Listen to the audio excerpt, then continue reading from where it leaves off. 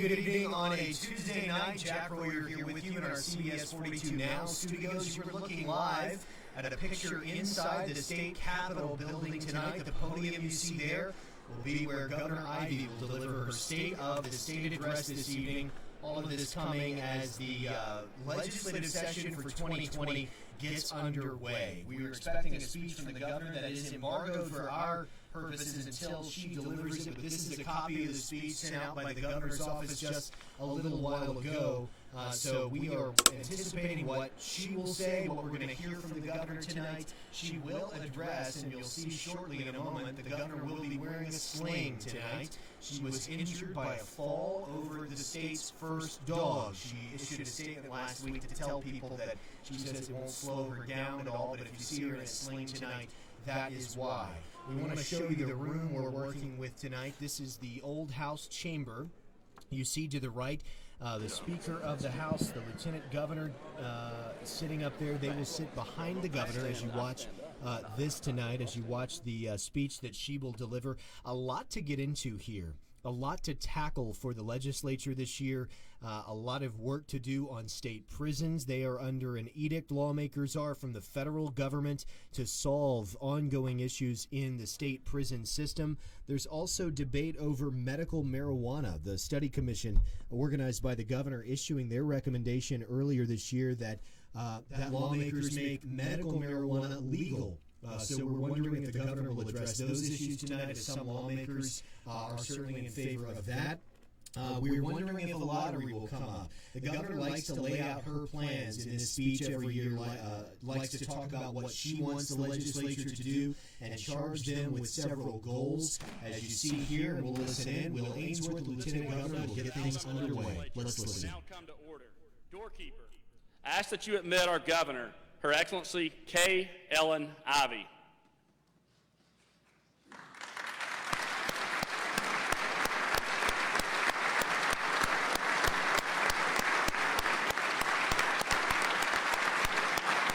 You see the governor in her sling there entering the room. She will meet the Supreme Court justices of the Alabama Supreme Court, followed by her invited guests. She likes to work the room. She will do so, meeting people who are assembled. We see there members of the cabinet.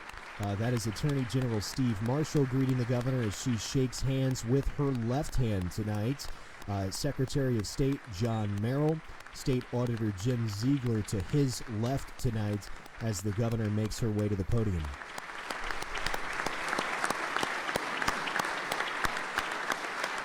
Prison Commissioner Jeff Dunn, again, other members of the cabinet here to greet the governor, and she will wave to the assembled guests. A lot of the members here of the state legislature. This is, after all, a joint session of the legislature, which gavelled in today at noon just across the street in the State House. A lot of issues to be expected from the governor. We can tell you she has a lot to cover in a speech that, printed out in a regular font, is about 10 pages long. So we'll hear Governor Kay Ivey give her address, a standing ovation for the head of Alabama's executive branch in her second term, her first full term as governor. And now she will take the stage and the podium and deliver the 2020 State of the State Address, the ceremonial beginning to the legislative session. Here now the governor, live from Montgomery.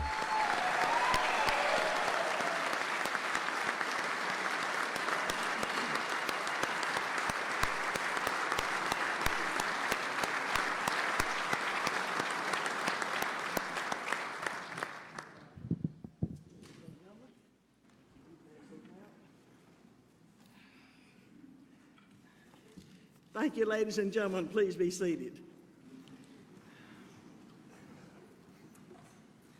Lieutenant Governor Ainsworth, Pro Tem Marshall, Pro Tem Marsh, Speaker Pro Tem Gaston, and Speaker of the House, Mac McCutcheon, members of the legislature, justices of the Supreme Court, Chief Justice Tom Parker, and my fellow Alabamians.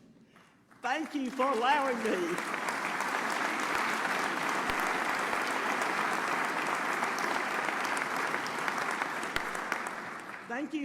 me to address you tonight and the 4.8 million other citizens for whom we all work. And I want to give you an update on this place that we love and know and call our sweet home, Alabama. As y'all can see tonight, I'm operating with one hand. My arm is not tied behind my back, it's just tied up. But as I always say, there's no step too high for a high stepper. So I'll be fine.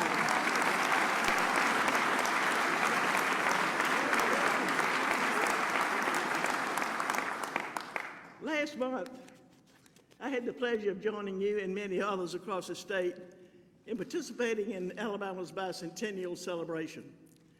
Thanks to all the legislators, we not only marked our first 200 years in fine fashion, but together we began writing the first chapter of our next century. And with the continued involvement of all of our people, and with God's continued blessings, there is every reason to believe that our third century will be our best.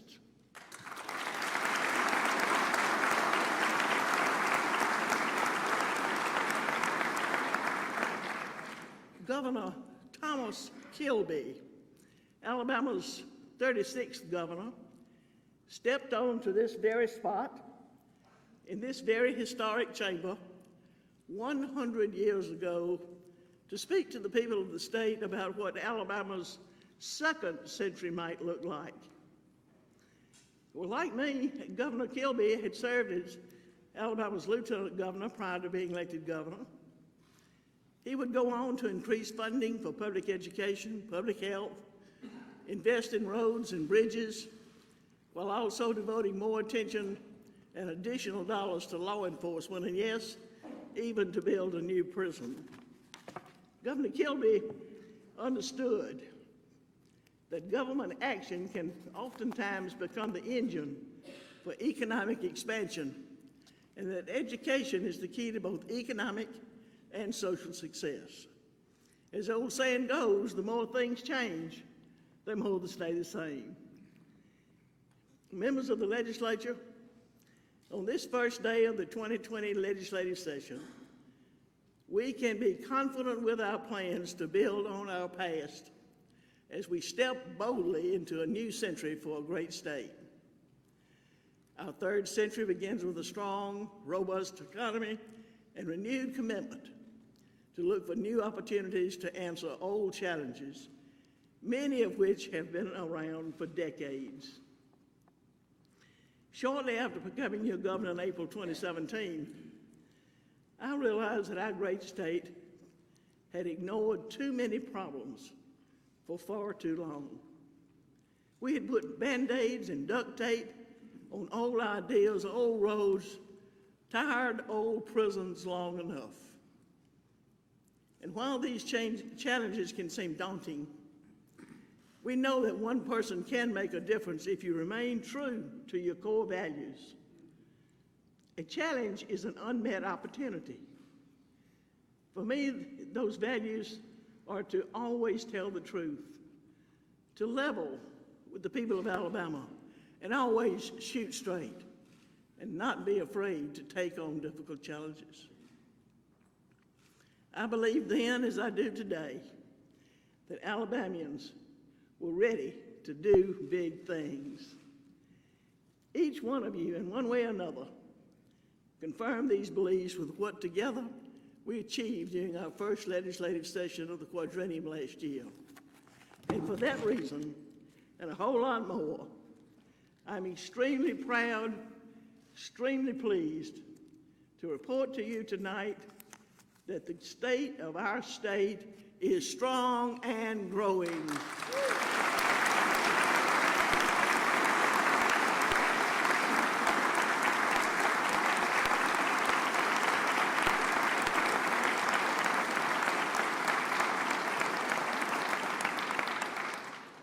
And early on, I made one of the most important decisions I would make as your governor, and that was to begin regular meetings with the bipartisan leaders of both House and Senate.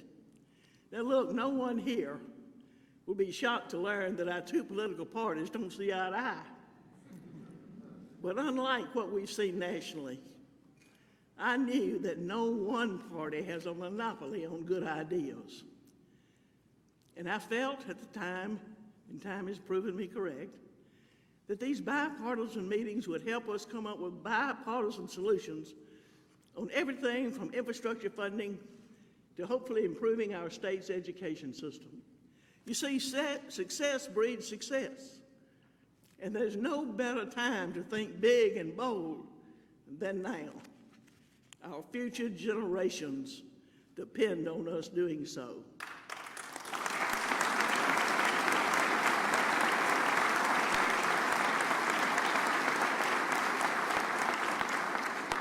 A prime benefit of working together was Rebuild Alabama.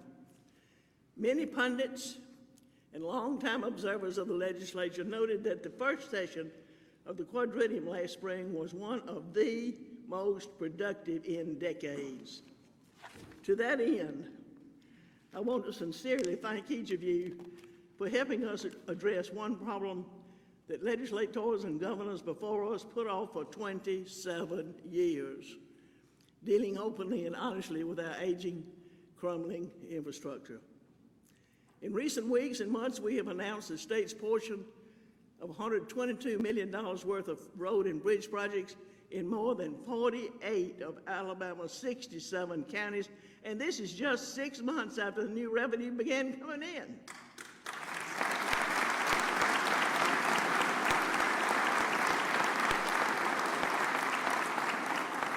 As I promised the people of Alabama on the day I signed the bill into law, Rebuild Alabama will only be spent on building roads and bridges. And in fact, we added strong accountability measures to make certain of this. In the first of many bipartisan efforts that we accomplished last year, and the good news is Alabama still has one of the lowest gas prices of any state in the nation.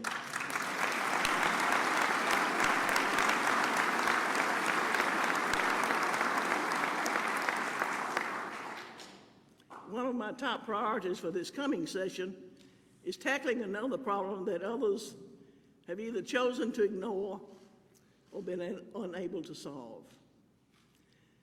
Both my strong faith in the Lord and a heartfelt concern for basic human rights gives me a sense of urgency to address our long-standing challenges within our criminal justice system. Ladies and gentlemen, we simply cannot afford to wait any longer to tackle this problem, and failure is not an option.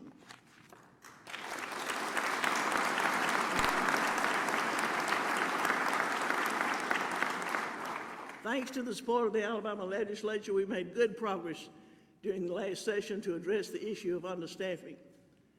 And I'm pleased to report that our recruiting and retention efforts are improving and moving in the right direction. Over the past 7 months, the criminal justice group that I appointed last year analyzed many of the crucial components necessary to address the needs to rehabilitate those who are within our prison system. And I am extremely proud of the hard work and tireless work of efforts like Justice Champ Lyons, Senators Chambliss, Ward, and Singleton, and Representatives Rowe, Hill, and England for their willingness to put aside all preconceptions, leave politics at the door, and work for the best of what is truly in the best interest of our state.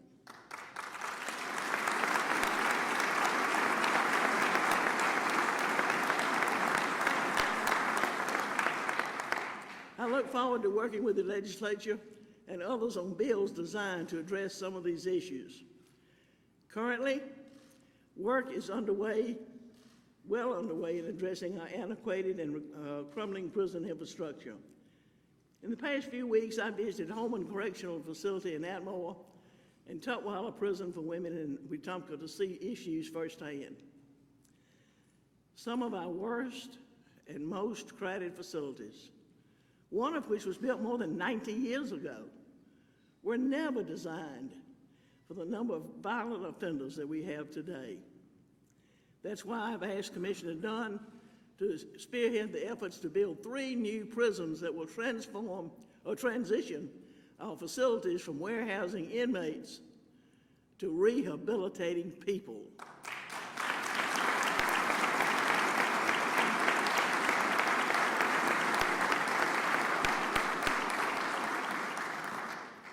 Ladies and gentlemen, Alabama has no choice but to reinvent our correction system by replacing outdated and unsafe facilities that pose a great risk to public safety and that inhibit the development of programs for inmate rehabilitation. You've heard me say this before, and I'll say it again. This is an Alabama problem that must have an Alabama solution. I look forward to working with each of you to solve it.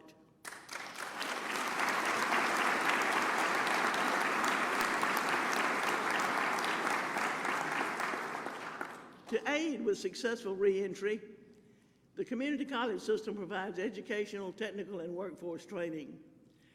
Ingram State, where I also visited recently, is the only post-secondary institution in the country that exclusively serves an incarcerated population. Y'all, this partnership is really changing lives. Just ask Brandy McCain. In 1 year, Brandy had completed the coursework needed for 3 logistics certificates at Ingram State. She was among the first group of Ingram students to earn a nationally recognized credential in logistics. Brandy worked her way with Ingram's job placement team to locate a job where she could use her newly acquired skills. With their assistance, she landed a job at Right Way Staffing in Fairfield, where she quickly moved up the ranks to become an office administrator and staff recruiter. In Brandy's new role as an employer, she is giving back by looking to hire other qualified Ingram State graduates. Brandy, please stand and let the legislature thank you.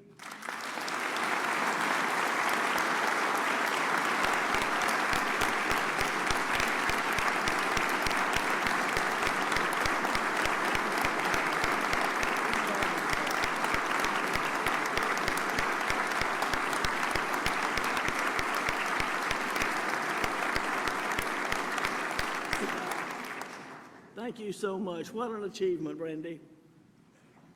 As important as it is to fix our prisons, an even better investment long-term is building a world-class public education system. In a few minutes, I'm going to outline my plans for how we will continue making investments toward this goal. But first, I want to once again level with you, the members of the legislature, and certainly the people of Alabama. During last year's session, the legislature gave the voters of Alabama an opportunity to help move our education system in a bold new direction by having the opportunity for voters to vote on Amendment Number 1, which will be on the March 3rd primary ballot. But unfortunately, y'all, we've gotten all too complacent at being at or near the bottom of national education rankings. Surely we care about our students. Surely we care that they learn and do well and score high. But ask yourself this question. Is there any high school in Alabama, much less any college or university, that will continue to keep a head coach who produces teams that are consistently dead last with Auburn or Alabama? You know the answer to that. And sadly, too many of our third graders are not proficient in reading. In fact, according to the nation's report card, we are 49th in the nation in reading, and we are 52nd in the nation in math. And y'all, it only gets worse as they get older. Too many of our high school graduates simply are not ready for college or a career. So let me be abundantly clear. This is not the fault of our hardworking teachers, principals, or local superintendents. Folks, it all starts with the system at the top. Alabama is only one of 6 states that has an elected school board, and this board has selected 5 superintendents in the past 5 years. Very simply, Amendment number 1 will create term limits for the state board, and no member will serve more than 2 6-year terms, thus bringing fresh ideas to the commission every few years. And equally important, the newly constituted board will reflect the racial, gender, and geographic diversity to reflect the makeup of students in our public school system. There's just no other way to say it, folks. The system is not working. And for us to prepare today's students for tomorrow's opportunities, it's time we get serious. It's time for term limits. It's time for accountability. It's time for stability.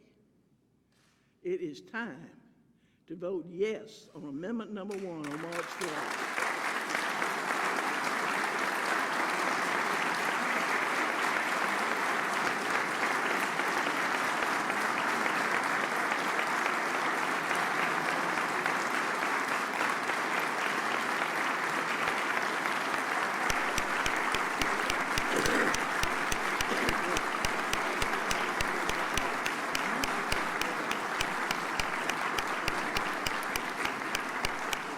Thank you so much.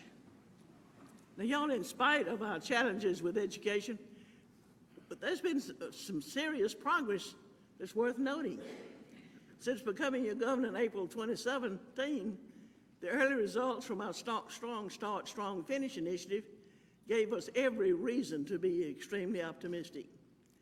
When fully implemented, our students who get the best start possible early on are all but guaranteed that they have endless opportunities when pursuing their dreams post-high school.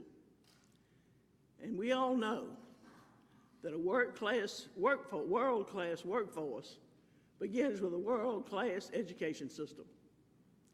And the path that leads that starts with a solid foundation constructed during the first 5 years of life. Now you just think of it. 95% of a child's brain develops from birth to age 5.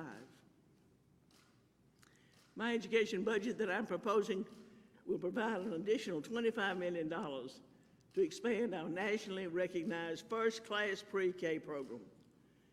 This significant increase will expand the program by another 193 classrooms.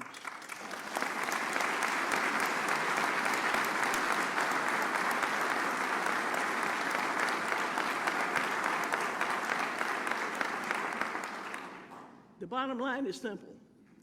Providing the tools for a great start in life will yield dividends for generations to come. Join me in applauding Secretary Gina Ross and her team at the nationally recognized Department of Early Childhood Education for having the nation's best pre-K program year after year.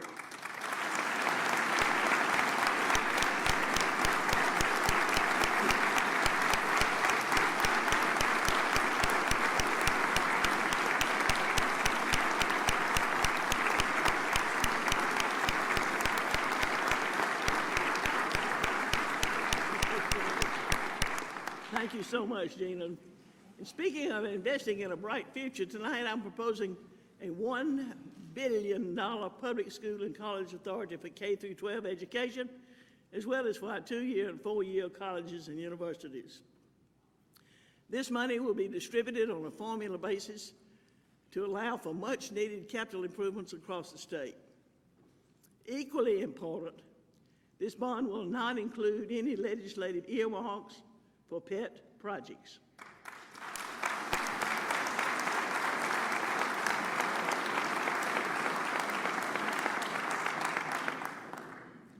It's been almost 14 years since Alabama made an investment of this size by providing direct help to our schools. And whether it's for new construction, safety improvements, or technology upgrades, this billion-dollar investment is coming at the right time and for the right reasons. I urge the members of the legislature to help us make this investment a top priority for Alabama's future. Our children are counting on us.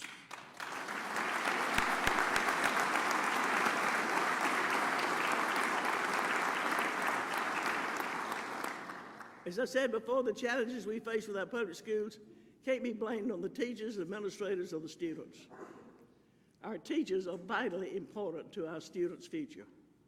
I'm personally living proof of this.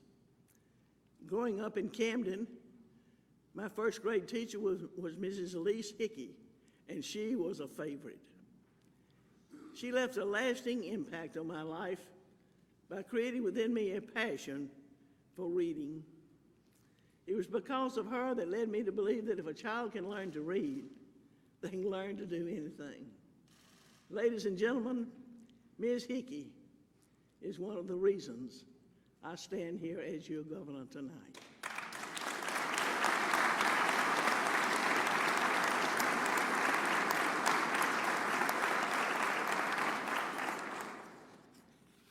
Teachers in our state deserve to be compensated for their hard work. They instill a love of learning in our students and help them dream to become the next generation of doctors and economic developers and small business owners. That's why I'm tonight proposing a 3% pay raise for all teachers, pre-K through community college.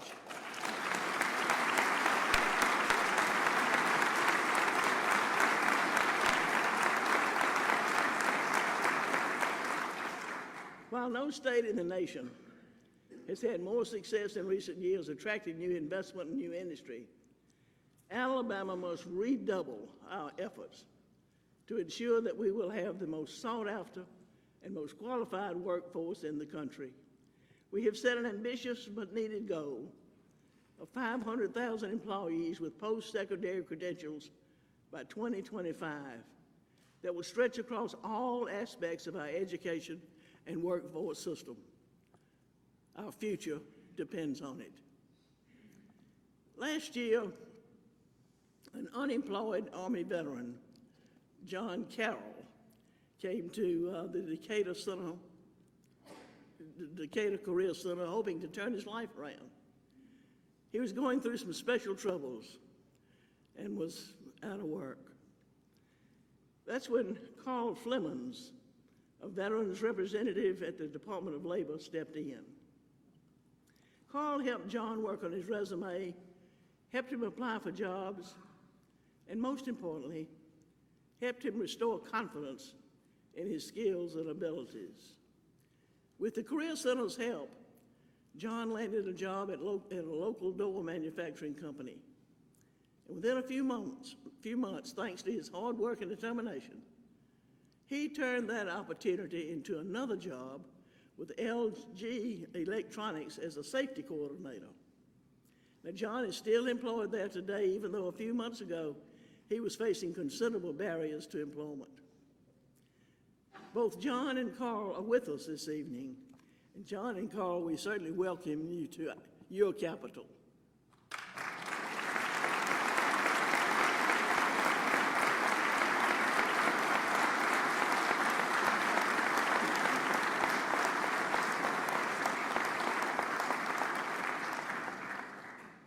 Carl, your example of going above and beyond is representative of so many of our dedicated state employees. For that reason, and many others, I'm also calling on our legislature to provide a 2% increase for all state employees. This will be the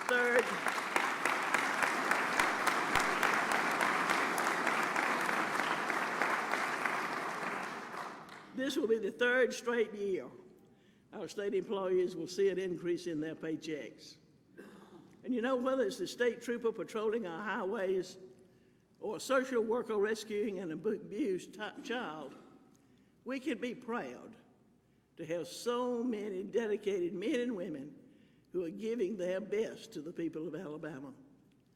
And speaking of giving one's best, please join me in congratulating the team at the Department of Human Resources, led by our dedicated Commissioner Nancy Buckner, for leading the nation 2 years in a row in placing foster children in a permanent, loving home.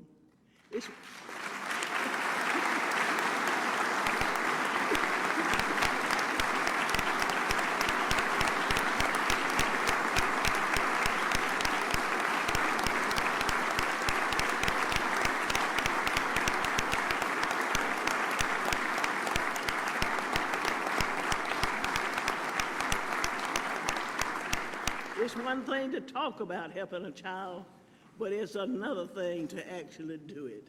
So thank you, Nancy, and your team. Folks, I'd like to take this opportunity to recognize all the cabinet members and staff of the Ivey administration. Let them know how much you appreciate their efforts and what they do every day for our state.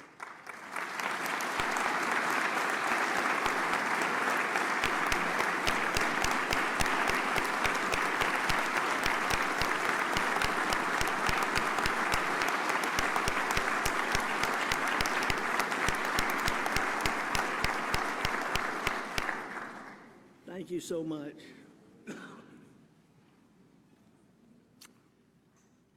As we all know, 2019 was an especially difficult year for those who wear the badge.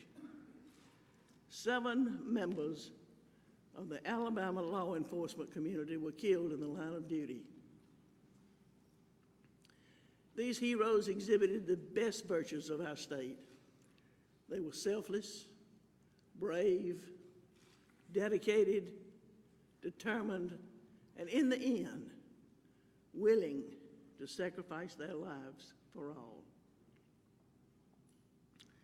Representing all of these families tonight, we have Miss Joanne Williams, the widow of Lowndes County Sheriff Big John Williams, with us tonight. Ms. Williams, would you stand and let us say thank you?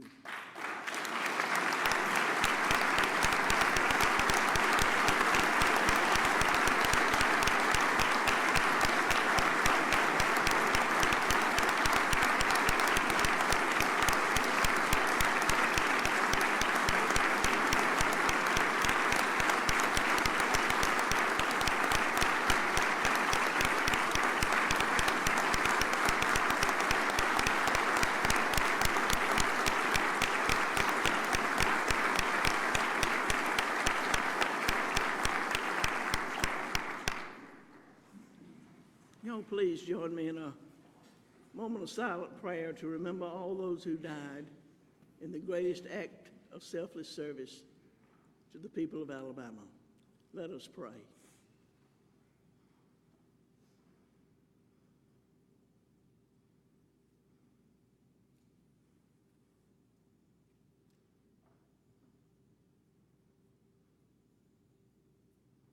And all God's people said, Amen.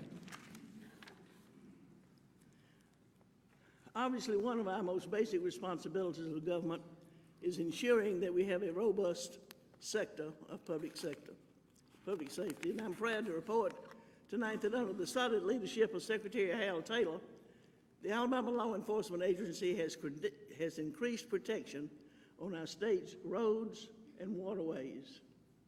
Y'all, for too long, we were operating on a bare-bones structure that increased delays in waiting for help on the side of the road and limited the number of highway patrol officers whose job it is to keep us safe. It's been a top focus of my administration, and with your help, we have increased the number of troopers from 365 to 435. That's a net increase of 19%. We've almost doubled our Marine officers from 24 to 42. My budget will include additional funding to hire and train 50 additional sworn officers.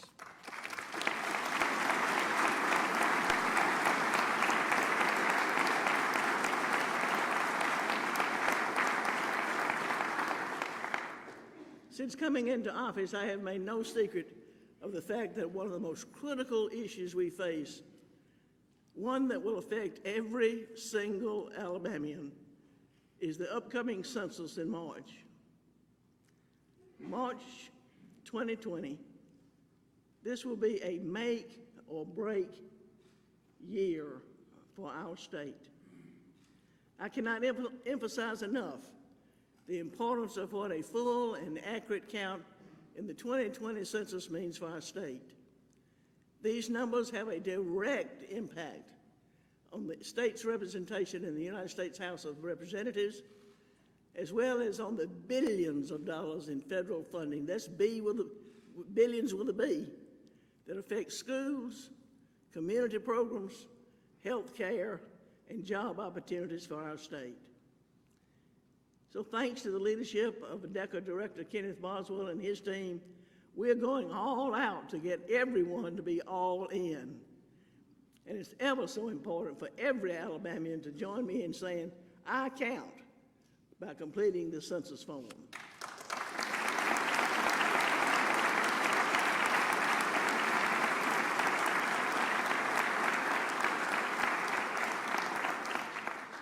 Other important areas that are being worked on by my administration every day include access to broadband. That continues to be a top priority to continue increasing the availability of high-speed internet throughout the state, especially in rural Alabama through the Broadband Accessibility Fund.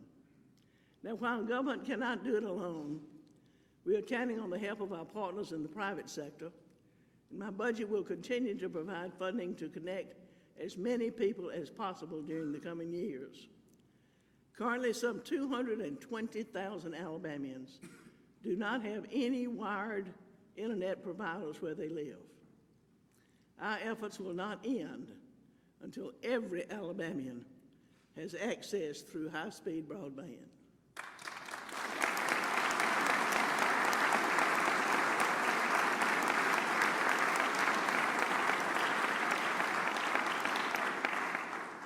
Much as Governor Kilby increased funding in public health 100 years ago, my budget will make a substantial investment in the area of health care, both rural health and mental health as well.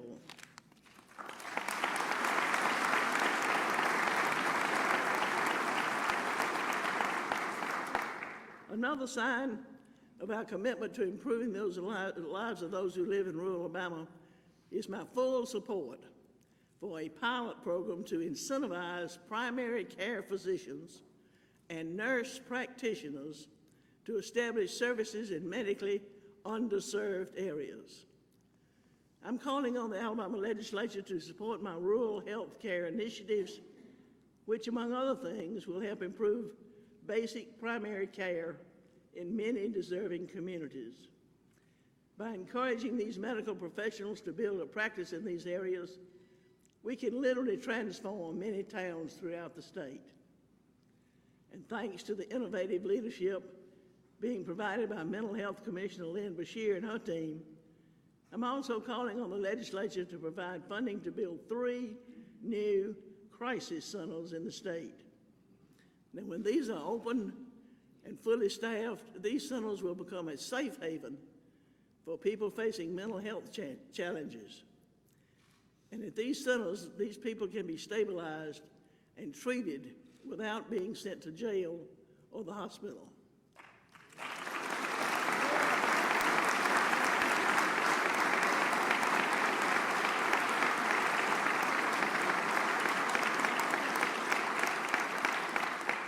And special thanks go to House Majority Leader Ledbetter and his members from both parties and both chambers who have been working with him to lead the charge to put additional emphasis on this important area of public service. I'm also proud that our mental health department is partnering with the Department of Education to ensure that we are promoting whole child wellness. Fact is, folks, our students are with us for 8 hours a day, and many of these students come from a home life that few of us can imagine. Our students are increasingly dealing with challenges and pressures for which most teachers weren't trained and they're not prepared to deal with. These young people need our help, and we are going to do our part.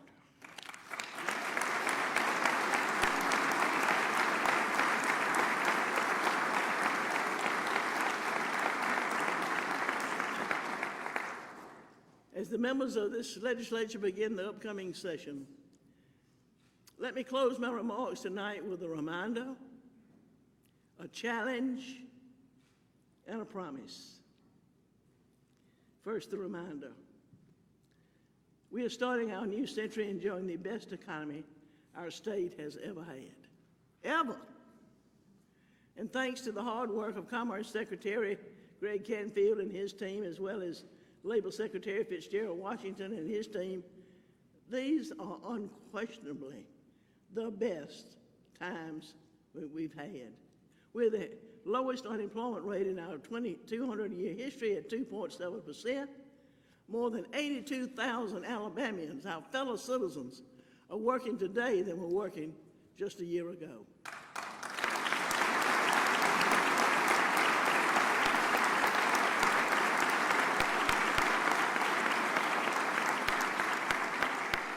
At the beginning of the last year, economists predicted we would gain 27,000 jobs in 2019.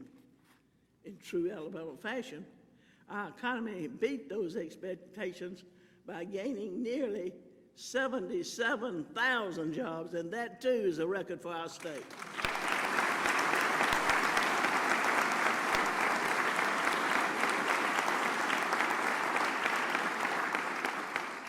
And there's one more record. A fewer number of people are living in poverty than ever before in our history.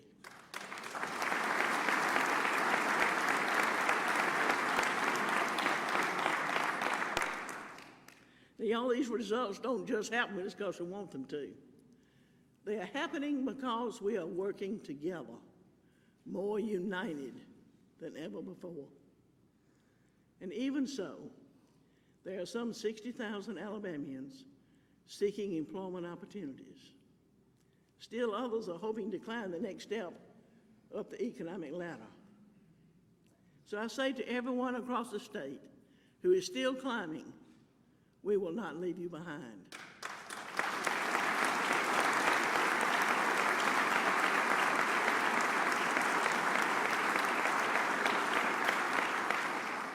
My reminder is that every challenge is an opportunity waiting for action.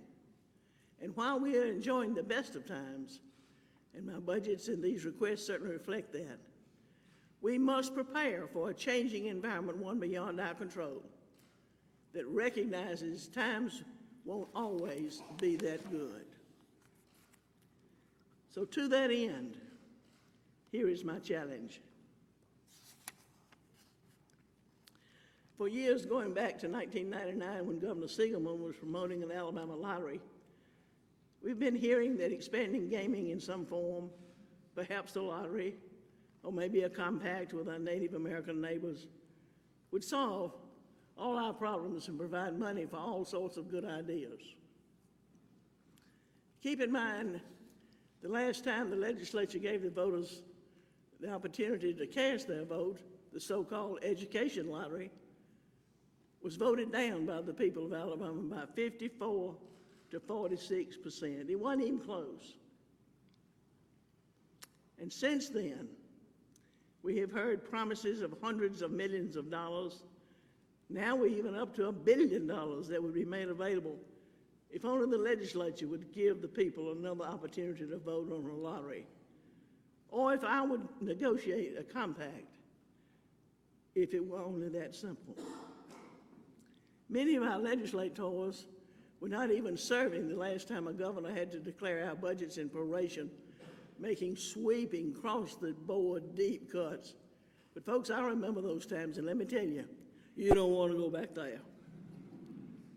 That is why I will be signing an executive order to establish a small working group of some of Alabama's most distinguished citizens to begin working together all the facts on how much money we could really gain if some form of gaming expansion occurred. Vetting on these individuals is already underway, and I will be making these names available to you and releasing these names in the coming days. Like you, I'm fully aware that the 4 states which border us all have some form of gaming. And neither you nor I are naive enough to believe that we are benefiting in any way when our people cross the state line to bet on a game of chance. Now, while I personally have never believed we should fund essential state services with unstable sources of funding, I have always maintained that the people of Alabama should have the final say on whether or not we're going down this path. So that, my friends, is what this working group will be charged to get, the facts. And once they've done so, I will bring these facts to the 140 members of the legislature and the people of Alabama.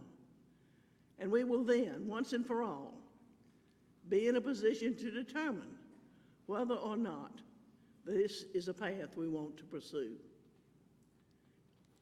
Ultimately, my pledge would be that for the people of Alabama to have the final say.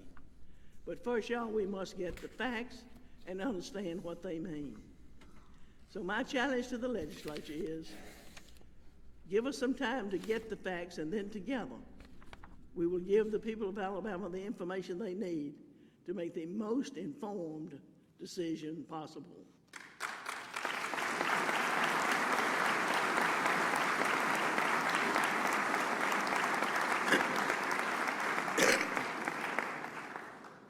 As you know, when we have achieved great success in the past, it was only accomplished through a bipartisan effort and many months of advocacy to do what is in the best interest for the people of our state. So finally, my promise. Throughout my service as your governor, I have pledged to level with you and to be a governor who doesn't shrink from responsibility just because it's hard. And I promise you this, I'm going to do all I can to help lead our state to solve tough problems and realize our untapped potential. Serving your governor has been the utmost honor and privilege of my life. You see, I truly believe this is our moment as a people of Alabama, as we confidently step into our third century, to do the things that need to be done for both today and in the years to come. And ladies and gentlemen, I cannot do this without your help. Your partnership and your support, together, let's make this moment count.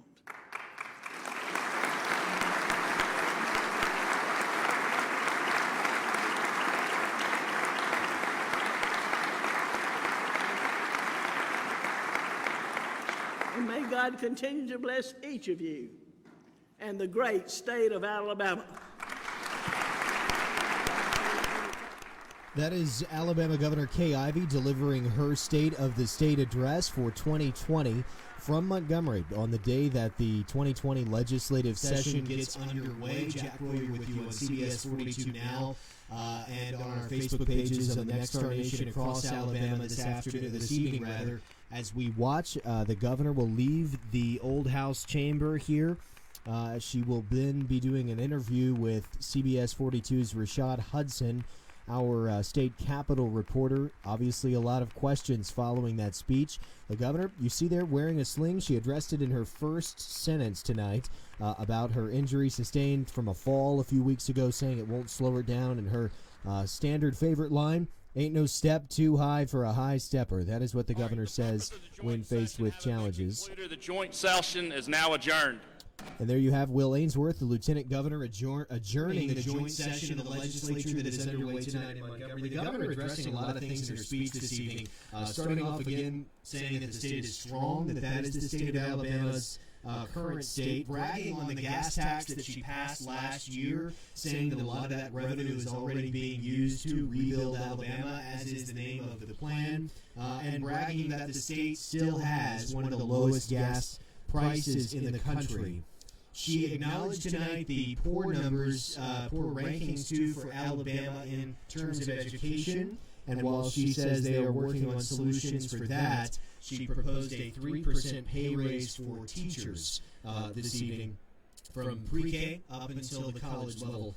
So that is news in the education front. As far as prisons are concerned, the governor says the solution she and prison commissioners are talking about will be building 3 new prisons, all of it, she says, with the goal of rehabilitating people in the system now. This news is, of course, coming on the heels of word that Holman Correctional Facility will be closing. That is where the state's death row inmates are, saying that executions will continue to happen at Holman, but those prisoners will be moved elsewhere. So there is a plan the governor has in place, she says, to build new state prisons and hopefully solve some of the problems that the federal government has mandated that the state and lawmakers address.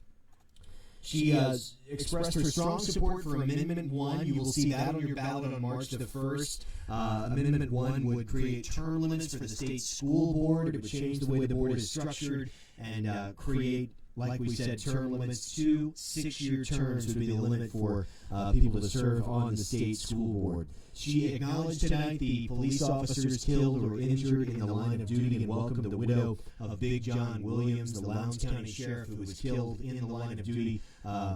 His widow, his wife, in the room tonight in Montgomery as the governor delivered that address. She doubled down on her support of the census in Alabama. Of course, census numbers will dictate a lot for the state, including funding. It will determine whether or not Alabama will lose a seat in Congress. All of those big implications for the state's future.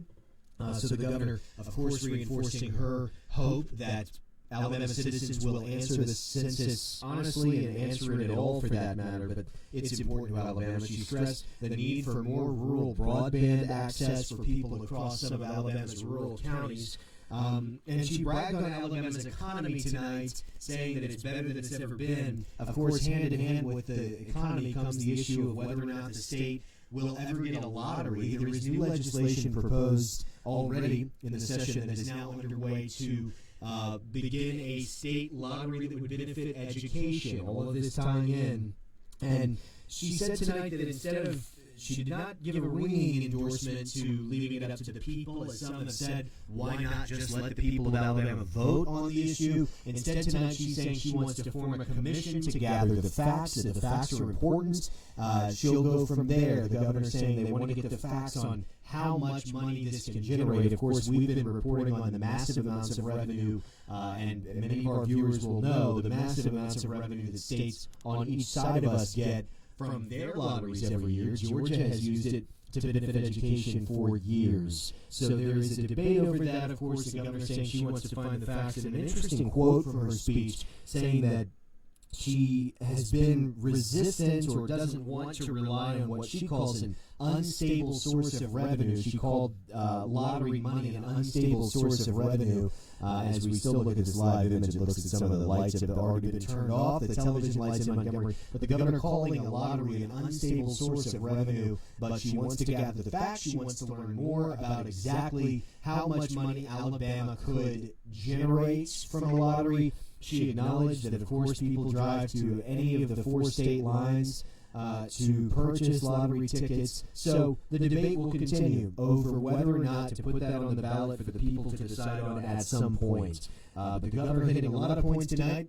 She will sit down with CBS 42's Rashad Hudson in just a few minutes to talk about some of these issues. We will have that coverage for you across the state on our Nexstar family of stations and on our Nexstar News Network.